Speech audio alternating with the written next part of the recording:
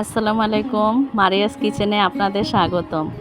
আমি আজকে রান্না করে দেখাবো আমার নিজের লালন পালন করা হাঁস ধরে জবাই করে ভালো করে পরিষ্কার করে নিব। আমার বাড়িতে মেহমান ছিল, আমার বোনের জামাই, আমার ছোট ভাই, এরাই হাঁস ধরে জব করে দিছে। এখন ভালো করে হাঁস পরিষ্কার করে রান্নার জন্য নিয়ে নিব। ইচ্ছা ছিল মাটির চুলায় রান্না করার, বাইরে প্রচণ্ড বৃষ্টির কারণে ঘরে রান্না করলাম। পরিমাণ মতো পেঁয়াজ কুচি দিয়ে দিলাম, লবণ দিয়ে দিলাম। এখন দিয়ে দিব মরিচের গুঁড়া, হলুদের গুঁড়া,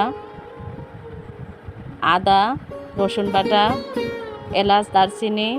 এখন দিয়ে দেব তেল, কাঁচামরিচ, জিরার গুঁড়া। এখন ঢাকা দিয়ে দিব। আমার ছোট বোন রান্না করলে অনেক মজা হয়, তাই রান্নার ভাতটা ওকে আজকে দিলাম।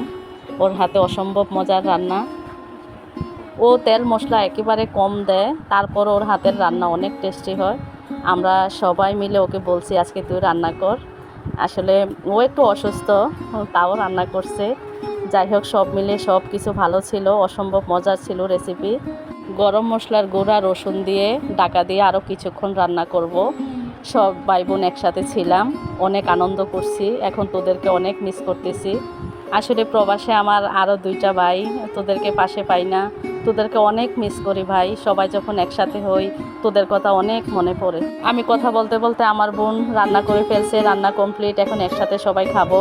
এখন খেয়ে আমার ছোট বোনের জামাই ও রিভিউ দিবে আসলে ওর বউর হাতের রান্না কেমন হয়েছে। আসলে চালের গুঁড়ির রেসিপিটা আপনাদের দেখানো হয়েছে না, অন্য একদিন দেখিয়ে দেবো ইনশাল্লাহ।